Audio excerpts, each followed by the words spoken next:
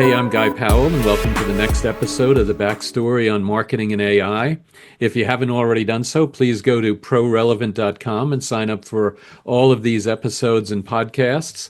I am the author of the upcoming book, The AI Marketing Machine, and you can find out more information on this at marketingmachine.prorelevant.com. Today, I'm interviewing two people, Angela Tipton and Travis Franklin of Tipton-Franklin. So let me tell you a little bit about both of them. So Angela, her career is a testament to her versatility and passion for technology and strategy. She's worked as a scientist with Fortune 500 companies before she received her MBA and pivoted into marketing. Travis, on the other hand, has an agricultural background, and that shaped his approach to business. Grounded, determined, and always forward-thinking, and that makes a lot of sense, especially now in the dynamic world of AI. So he has a career of spanning diverse industries, and Travis brings a wealth of knowledge and a fresh perspective to every project. Angela, Travis, thanks so much. Thanks for having us. Yeah, Yeah, thank you. absolutely. So both of you, maybe let's start with Angela.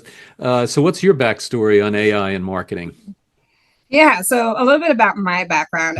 I've always loved technology. I've always been really curious ever since I was a kid, and that's what got me into the field of science initially. I started my career in biotech.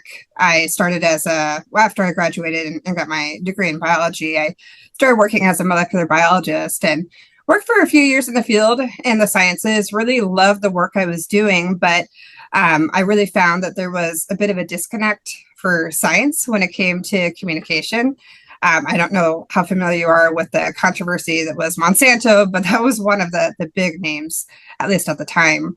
And really what I looked at it as was a big failure to communicate. And that's really what got me into the world of marketing. After I received my MBA, I got into marketing and really have loved the work that I've done in the field of marketing and pivoted into strategy.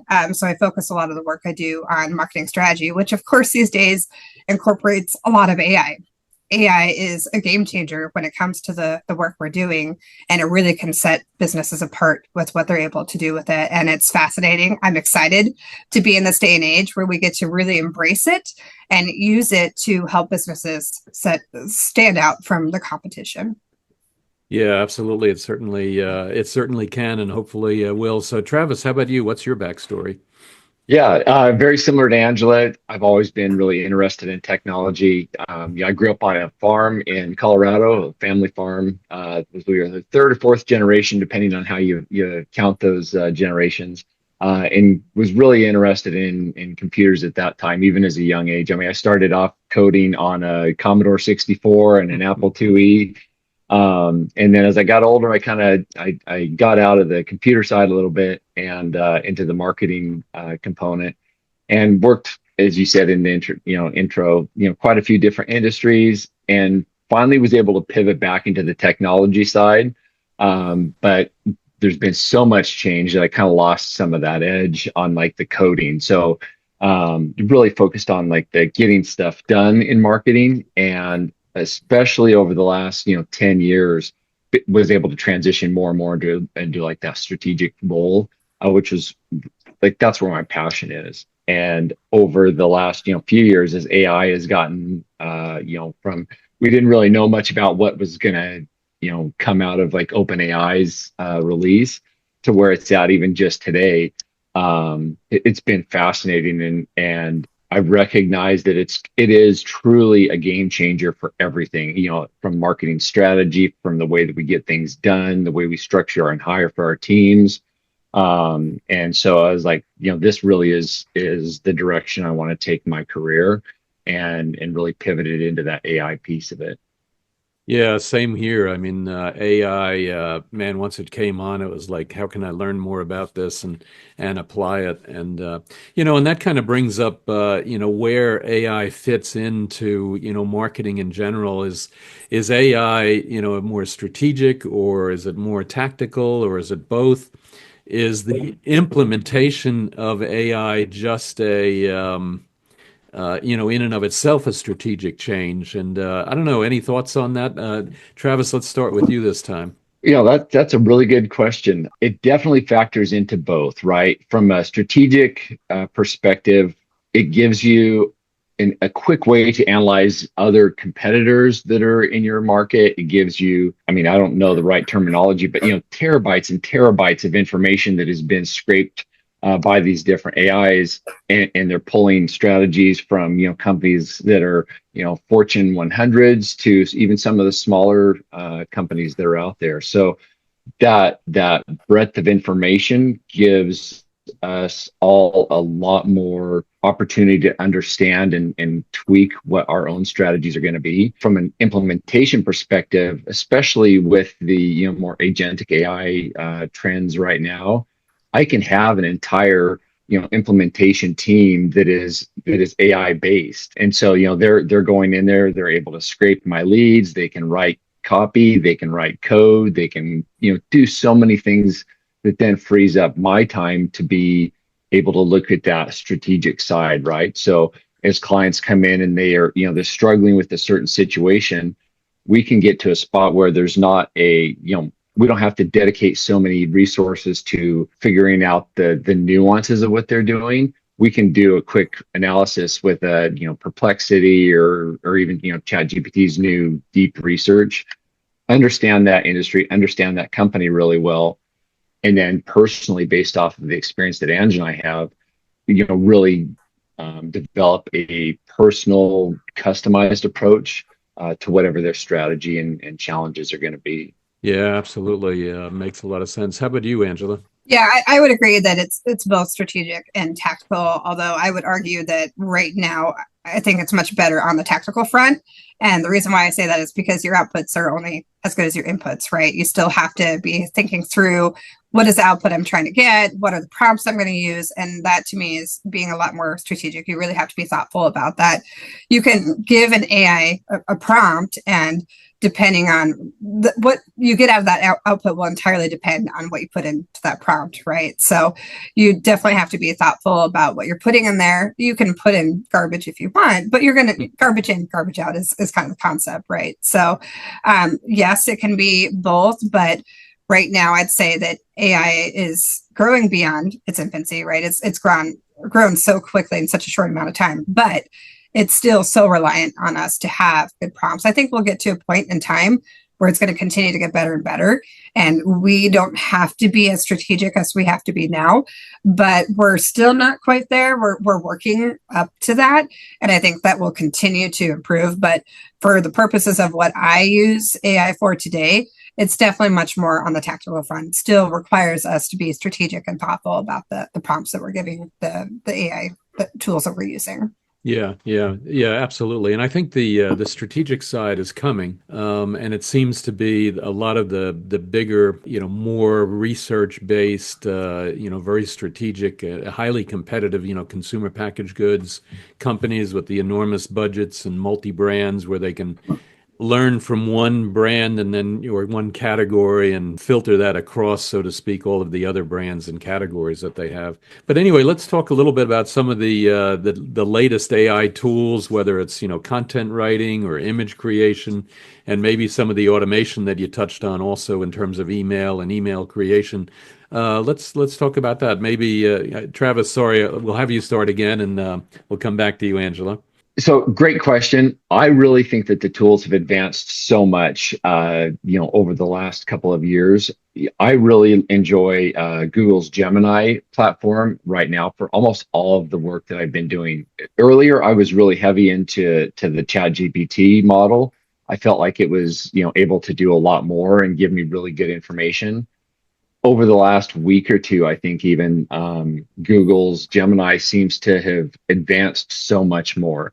For example, one thing I just literally was just using it for some email creation, and the template I was using was really buggy and not working right. I dropped it into ChatGPT first, and it gave me some interesting information, but it didn't fix the problem. Gemini fixed it within just a few prompts. So that was really cool.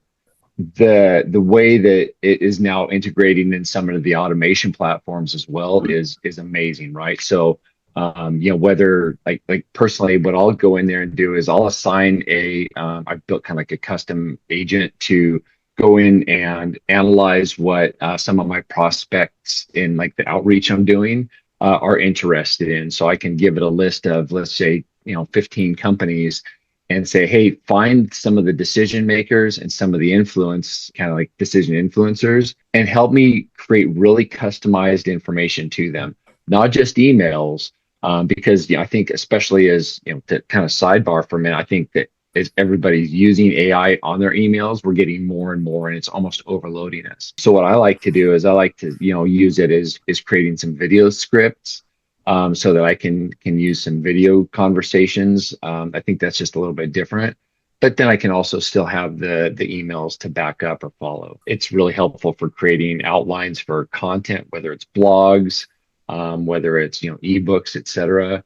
And each one of these different tools is a little bit better than others. I think Claude is really good at that copywriting piece, or at least the copy outlining piece. Gemini has more of at least maybe it's just the way that I've been using it, but it has more of that fun, engaging style. But yeah, that's kind of how I've seen it. And I'm not sure about you.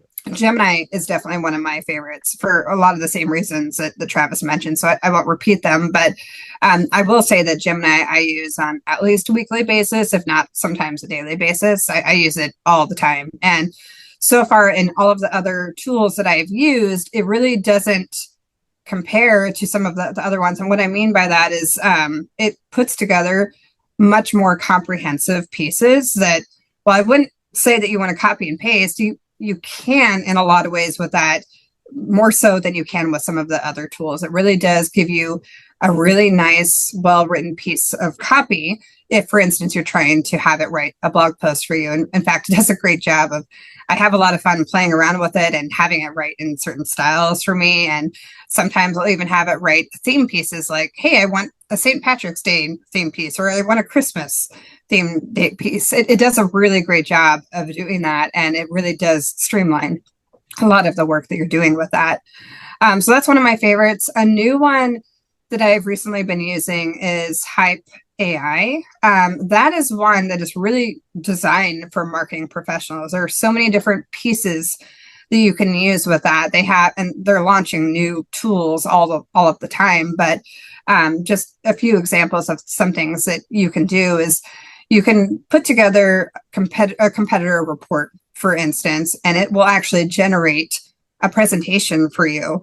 I think it's just one page. They've started recently moving into doing multi-pages, but they'll do a very comprehensive review of different competitors and talk about the difference in their strengths and their weaknesses and so on. And that really can save a ton of time, especially on that strategic side. When it comes to more of those strategic pieces, Hype AI is definitely moving in that direction. In terms of image generation, that to me is a little bit more behind than some of the copy content pieces I've seen. But that said, I have seen some tools that are doing a pretty good job of that. Hype AI is one of those. It's doing pretty good with images. And I've found that the quality of the images really depends on, again, the prompt, the quality of the prompt that you enter in. And there are ways to fine tune that. The other one that I think does a pretty good job of image generation is Microsoft Copilot. Copilot to me is not great on the copy front. It's okay, but it's not as good as Gemini. But again, like all of these tools, they're growing, they're changing, they're getting better. Sometimes we'll see those changes on a week by week to even a day by day basis, which is fascinating. Yeah, it is amazing how things are changing and how people are using them. I hadn't heard about Hype AI, so I'll definitely have to take a look at that. And one of our conversations that we had about image generation, really for a larger brand or a larger company with a lot of cash, they've actually backed away from it because they don't quite understand the legal ramifications of copyright infringement and things like that. So they were trying it, and using it, and then they backed away for legal reasons. And I think that unfortunately is the case. I think though, some of these image houses like Getty and Shutterstock, they're going to figure out a better way to license those images so that they can be modified, and that you as then the licensee, you then can be confident that whatever comes out of that generated new image is then something that's really that you own, so to speak, or at least have the licensing rights to it. And but yeah, it's fascinating how good it is. So do you guys trust it totally to give a good answer every time, or do you still have to spend a lot of time rereading it and just checking it? I'll I take will. this one. I do not trust it 100%. And maybe we'll get to a day and age where I'm able to do that, but I would not. You can sometimes, depending on the quality of the platform that you're using and the quality of the prompt that you're entering. Sometimes you do get some really good material, but I don't think I have ever just copied and pasted something and was 100% happy with it. But I will say this is that yes, I do edit and I make changes and I fact check too to make sure that everything is the way it needs to read and it's accurate. But over time, it has gotten better and better. So I have found that I've progressively had to do less and less editing. The difference is that well, the one exception is if I don't put in a very good prompt, and I'll admit sometimes I get kind of lazy, I'm in a hurry, and I'll put in a very simple prompt and I don't always get the greatest material. And something like that might need either a better prompt or it might need me to take a little bit more time to edit it. So no, we're not at this point where I'd say that I 100% trust it. I always want to double check and verify and very likely make some changes. But that said, depending on the quality of the prompt that you put in and the quality of the output you get, you might be able to on some occasions. Yeah, that's great. I mean, and I'm totally in agreement. I will. I can't say never, but I doubt that I will ever fully trust, the content that's generated or the information that's out there. And I think that that's very similar to how I've approached everything else in my career too, right? Like I don't. It doesn't matter if it's someone else writing the content, like an actual human in the years past, or if it's an actual researcher. There's always that nuance that I think, especially like Ange and I, where we're so much closer to the client, that we're actually, we understand what they're really looking for. And so, I might enter in a prompt and have a really good output, but I understand that there's a nuance between what I was able to prompt and what the client is asking for. And so there's going to be some edits that need to be made, whether it's from like, their strategy or whether it's the content that they're developing. From a code perspective, there's absolutely going to be, a requirement to double check and make sure that the code is clean, that there's no defects in there, that it works as intended, that it's not sloppy. That's definitely it. And one thing Angela reminded me is she was talking about prompts. I have been using a tool called Blotato. I'm not sure if you've talked about this in the past, but it is a really, really powerful. I use it for storing all of my prompts and then I can repeat those.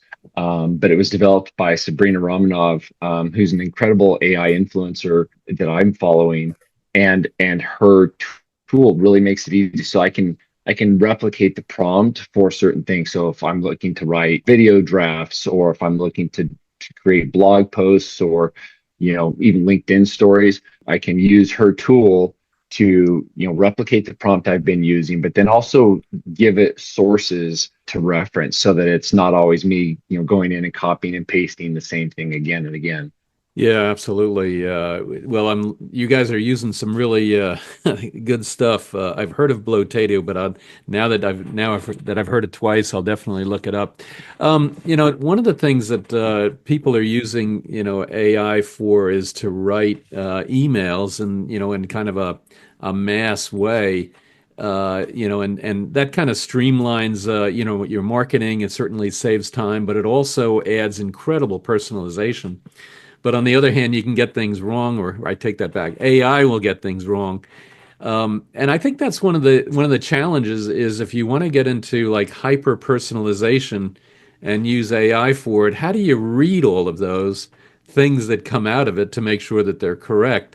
Number one, and then number two, especially if you're in in a larger brand, you've got to have a legal, person, actually then approve all of that text. And for them to do that, then all of a sudden, even though you may have saved time on writing all the content for those emails, now you've exploded the time that you need on the legal side. Any thoughts on that? Yeah, that's a good question. I have not had to deal with the large brands yet, as far as like their legal perspective. As far as from an AI perspective, I have worked at Fortune 500 companies where that was a component. And I think that the same process is going to exist, right? It didn't matter if I had a team of 15 writing content or if I have a team of one that's an AI writing the content. There's still going to be, the process of approvals.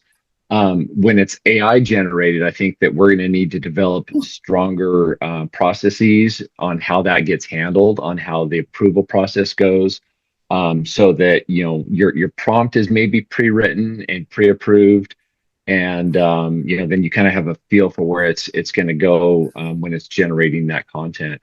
The other piece is, like you made a really good point about there is so much risk for error.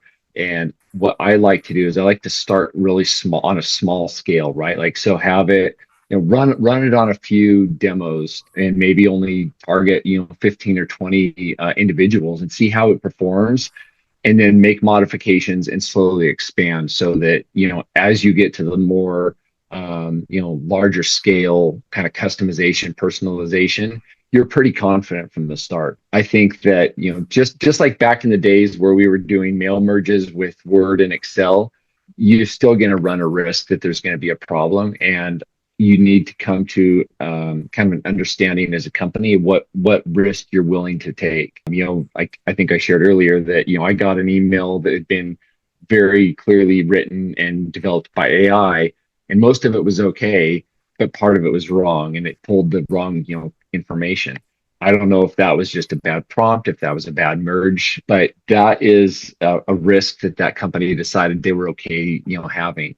And I think that, that's the same way I approach it. Like, let's make sure that we communicate very clearly up front what our expectations are, what risk that individual is willing to take, and then proceed from there. Yeah, Angela, let me just jump in and then I'll have you mention something.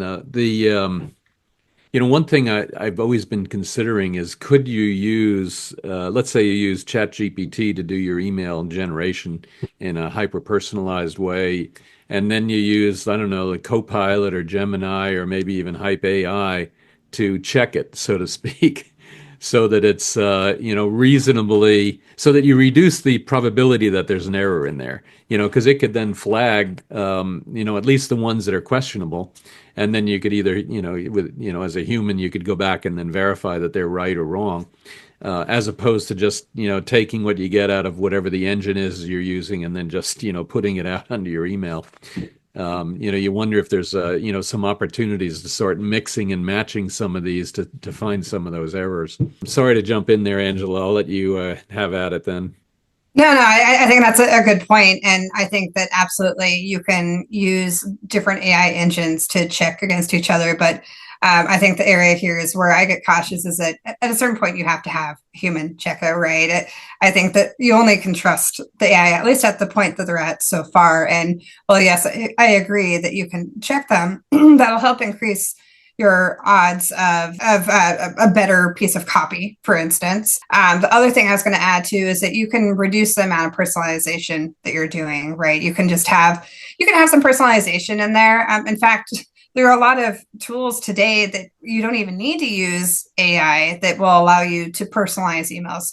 Just really, really simple example. Most of us get those marketing emails with our first names on them, right? You don't need an AI tool to do that for you. That is still some level of personalization. It's not a lot. It's very simple, but you can use some small tools like that. And again, it all goes back to that risk. How much personalization do you want to have and how much risk are you willing to take on? And I do think that when it comes to personalizing, yes, you're going to potentially get a better return, or you're going to have better performing emails if you have more personalization. The risk, though, is that you're going to have potentially some content in there that is just not relevant at all, that is wrong or is mixed up. So you just have to weigh that. But yeah, I agree. I think that you can use the different AI tools with each other to check them. And sometimes, too, the best approach is simple. And I'm not saying that's always the best approach, but maybe you just have a little bit of personalization and not a ton.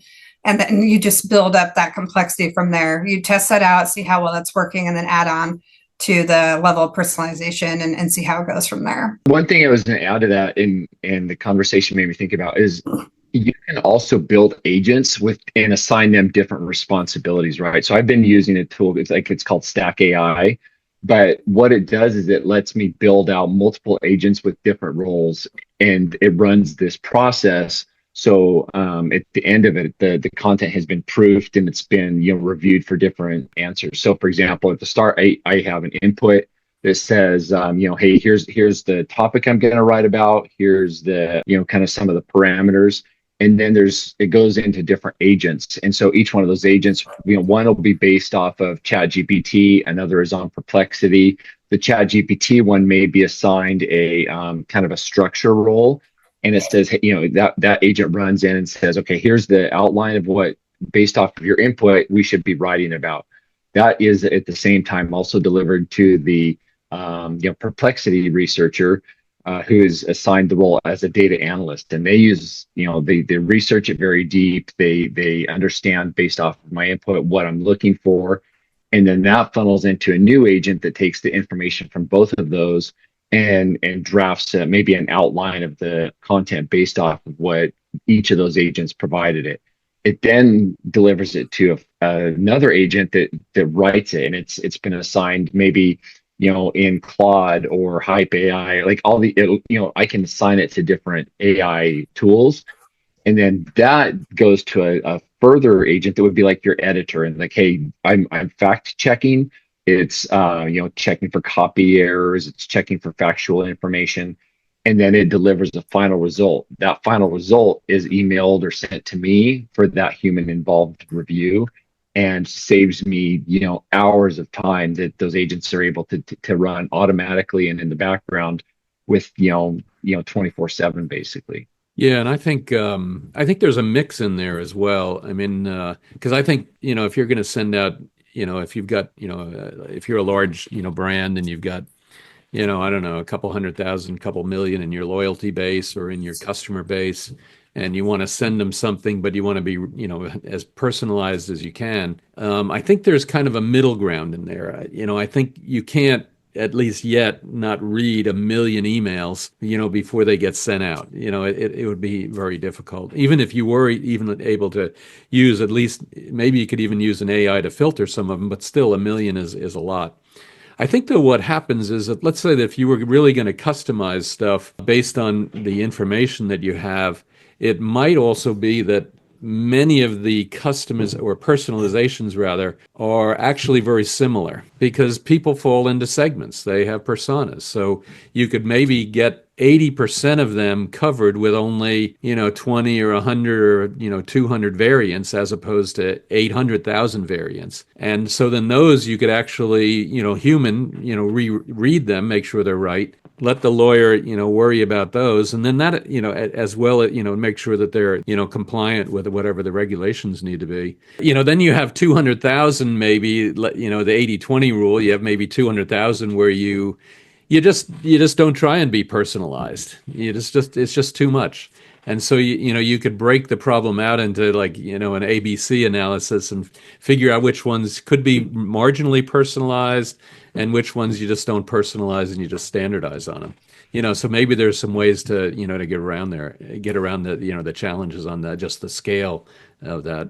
Yeah, I was gonna say I agree with you, and I think, Guy, this comes back to strategy, right? You're talking about segmenting your customers, and you don't have to necessarily use an AI to personalize every single individual person. But if you are segmenting your list appropriately and you've done that really effectively, you can personalize that enough to a degree that is very, very makes a lot of sense to that customer that's receiving that email, right? So that comes back to your marketing strategy. So again, how are you using your marketing strategy to really support the AI tools you're using? You don't want to use your AI tools to replace your strategy. You want to use your strategy complementary to the AI tools that you're using. So how do you balance those things together? How can you make them make sense? And well, yes, you can use your AI tools for some strategy. You're still not going to get that same personal element as you would with a human that is thoughtfully segmenting that list. So how do you do that in a way that is smart, that allows you to maximize the benefits of the AI tools that are available to us in a way that is really meaningful to that list of subscribers you have? They're going to receive this personalized email that you're going to send out. Yeah, yeah, exactly. So, and that's where I think, the smarts that we as marketers have can kind of make those, we're always making, trade-offs between one decision and another. So, absolutely. Let me change the subject a little bit. So, marketing and AI, no question, it's a game changer. It's definitely been able to improve tactics, and I personally think it has an enormous opportunity to improve strategy. But then there's kind of also a middle piece, which I think is the operations piece, because it just like what we were talking about, it's not just, how do I improve email, but how do I operationalize it?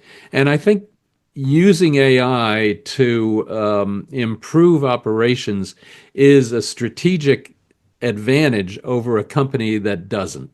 And so there's, if you can do your marketing better, faster, cheaper in some way by using AI and being ahead of the curve, that is a strategic advantage. You will grow faster. You will, make more money. You'll get bigger budgets, et cetera, et cetera. Any thoughts on that? I definitely agree. The operational side, I'm a little biased because I like the marketing piece. That's where my, experience is. And so that's where I'm, tending to use it the most. But from an operational perspective, there are so many inefficiencies in the way, whether it's a marketing department or whether a business is being run, the AI can quickly analyze and give you best practices. So, I may have a, coffee shop and I'm struggling with, how to get my payroll done quickly. But I may be able to use AI to say, hey, help me understand how Starbucks is able to do it so quickly, or how this big chain is able to do that so quickly, and take their operational understandings and experiences and incorporate that into a smaller company. From a marketing operations perspective, it lets us do things a little bit quicker as well. And that I'm seeing change faster and faster each day. Very similar to what I was just saying on the coffee shop is that, like I may not really have a good understanding of a tool. So for example, like pick on like Asana is a great like a project management tool. I am not a project manager and I've never been really good at it. So if you look at my to-do lists, they can be really long. What I've been able to use the different AIs to do is improve the way that I actually structure my daily workflows. So I say, hey, you know what? I use ChatGPT for this. I say, this is the tasks that I have coming up this week. Help me prioritize which ones of those are most important. And it gives me an output based off of whatever prompt I've asked for. For me, that's made such a improvement on the way that I get things done quicker. Operationally, I have more flexibility then to do new research, to learn the next tool. And that's been really valuable. The challenge that I'm running into, and I think many other companies are going to see, is trying to take time away from your daily business operations to learn how to do that on the AI platform, right? So like, yeah, theoretically, I want to be able to understand every AI tool that's out there, but there's so many hours in a day to be able to do that. What do we, how do we as business owners kind of factor in that? And I don't have the right answer for that yet. I don't know, Ange, if you have any, Angela's a lot better on that side than I am. So I'm curious if you have any thoughts. So on the operations, I used to be on the operations side, the QA/QC side for a while when I was in my career. And I'd say that, yes, there's a lot of potential for that. I think right now with where AI is, it's hard to make that a reality. And that really depends on the level of capability when it comes to the company. And let me explain what I mean by that is that some companies are great at maintaining SOPs, standard operating procedures, and keeping track of exactly how they do things. Other companies, it's yet another one of those things that they just don't have time for. And there's that tribal knowledge and they rely on that. And that itself is a risk, but I won't dive into that. So some companies are great at keeping these SOPs, and some companies will even use concepts like Lean Six Sigma is something that I used to be involved in to really help hone in on your operational efficiency. It's a great practice, but it is another one of those things that takes time. I do think that there's a potential for AI to be involved and help streamline some of those efforts, but it's going to depend on how well those processes are documented. And that can be a burden on the company or the team that may or may not have those processes in place. So while yes, absolutely, I do think that there's potential and AI can streamline some of those efforts, it really comes down to at least documentation or having that in place and having something that really you can, in essence, upload to an AI tool so that they can analyze that and look at that and talk about the ways that you can improve that operational efficiency. I don't think that we're there today. I think there's definitely the potential for it to be there at some point. I can absolutely see the value in that. I think over time we'll start to see that. And I think, again, this will be another game changer for companies that are able to use this effectively. It's going to help them stand apart from the competition and drive down costs to customers and help them improve their margins as well. So absolutely, there's a positive business impact. The reality of it today, I don't think we're there, but there is that potential for some time in the future for sure. Yeah, I definitely think so. We've got time for two more questions. One, I did want to ask, so what do you think are, the top 2 or 3 tools that you would recommend for a business or a marketing team to get started with using AI? I think that the best one to really start with is ChatGPT. It's the most refined out there so far. It has really good documentation, whether you're go to a company to learn about it, or whether you just try and do it on your own. I would start there. And it's so easy to be distracted by all the different changes and all the different AI platforms that are out there. It's overwhelming. Even for us, we're in this field all the time, but I get so easily distracted. So picking one, I would say, ChatGPT. Next, I would say, from a more tools-based perspective, I would absolutely look into Blotato, just because of the library that's available there, how you can save your prompts, how you can save resources. And then, Sabrina has, if you're a paid subscriber of that, she has a really good newsletter that she sends out and educates individuals on that. So those are the 2 that I would pick. So my approach would be a little bit different. I think those tools are really helpful. I think that if you're entirely brand new to using AI tools and you don't know what you're doing or where you're going, one of the best tools, in my opinion, to get started on and experiment with is Google Gemini. I think it's very easy to just explore it, to experiment with it, see what's possible. Anyone from mom and dad next door to the CEO of a company can use it, right? It's one of those that you don't need to know anything about how it works. You can just experiment with it and try it and get a feel for it. I think that's a good way to start getting exposure to these AI tools and understand what is possible. I think Gemini, in my opinion, makes it very easy. I am biased because I use Gemini all the time, but I think Gemini makes it really easy to just get started, even if you know next to nothing about it. You can use it really like a search engine in a lot of ways. It's like a more in-depth search engine in some respects. So I think that's a really easy way to get started. I think that's a good way to get exposure to the tools that are out there and what is possible. It also helps you refine your knowledge and understanding of what kind of prompts work well, or what kind of level of detail can you get into with your prompts. And this is where I started really with building out my prompts. Is I started really simple with just a single line of refine a title for me that has this keyword, and that's it. That's all I did. And then now I'm writing at times paragraphs worth of prompts, and sometimes I do get much better responses with that, but I don't always need my paragraphs or responses depending on what I'm looking for. But I think that's a really good way to just get familiar with the tools, to start to learn how to use them, to figure out what's possible, and to have fun with it too. Gemini makes it pretty easy to just explore and experiment and see what is possible. Yeah, that's perfect. I like your, the 2 different ones. I haven't spent too much time on Gemini yet, and maybe what I need to do is just every week, just try out a new one and just to see which ones I like. All right, so last question, and this is a little bit different. Normally, I ask, what advice would you give a new and up and coming marketer as it relates to AI? But now I'm going to ask it differently.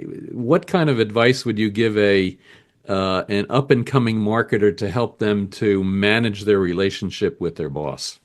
Well, and you can't cheat by going to ChatGPT. Yeah, I'm going to start typing really quickly. Yeah. So here's how I would use it. I'm going to make an assumption that this individual at least knows something about an AI platform. I would go in there and I would say, pick whichever tool you want. Gemini is going to give you probably the most human-like conversation. ChatGPT is going to have a lot of in-depth. Go to your favorite one and type in a really good prompt and say, this is what I'm looking to do with my manager. These are the challenges I'm facing. This is maybe my manager's typical response to questions that I'm asking. This is our interaction history, and maybe even assign your manager's personality as part of that prompt. And then just, hit enter, see what it generates, and then just have a conversation back and forth with the AI. You can do it typing. ChatGPT has the voice command, so you can almost like you're having a conversation with your therapist. That's how I've really looked into it, from not necessarily from a manager perspective, but from like a back and forth of how I can. It's probably clear in this. I have ADHD, and so like how do I communicate a little bit more clearly with individuals that I'm engaging with on a regular basis? And ChatGPT's tool has been really helpful in that. I'm gonna take a slightly different approach to my question. I'm gonna make the assumption that this new marketer is really up and coming and getting kind of comfortable with their role and the industry that they're in. And maybe they're working with a manager that isn't very familiar with AI tools, and this is kind of a new thing. Yet I'll again assume, as Travis did, that this marketer at least knows a little bit about the AI tools. What I would say is really best is to, one, make sure you're comfortable and understand the tools. And if you are trying to explain to your manager what are the capabilities of that, make sure, first of all, that you yourself have a good understanding of that.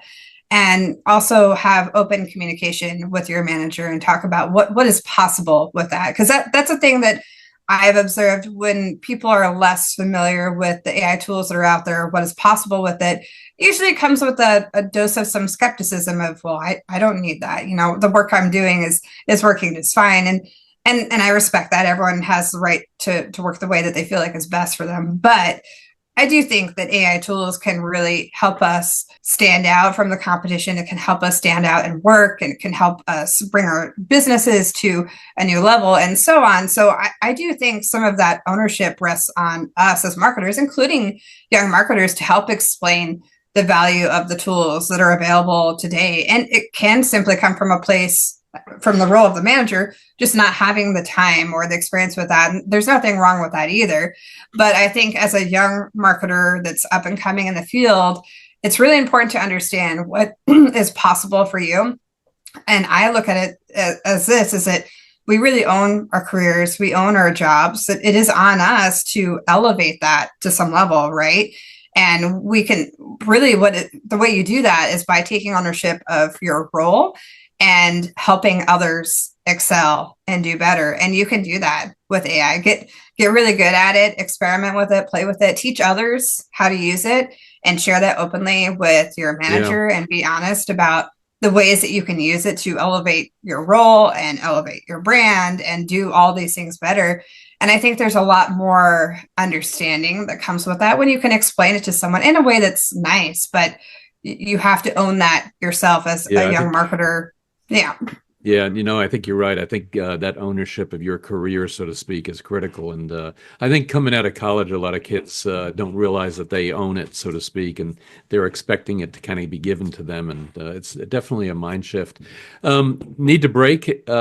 This was wonderful. Really some great insights, Angela and Travis. Really appreciate it. And for the audience, definitely stay tuned for more episodes in this series of the backstory on marketing and AI. And if you'd like to, please go to marketingmachine.prorelevant.com and download some more of the excerpts or some thoughts on my new book, The AI Marketing Machine.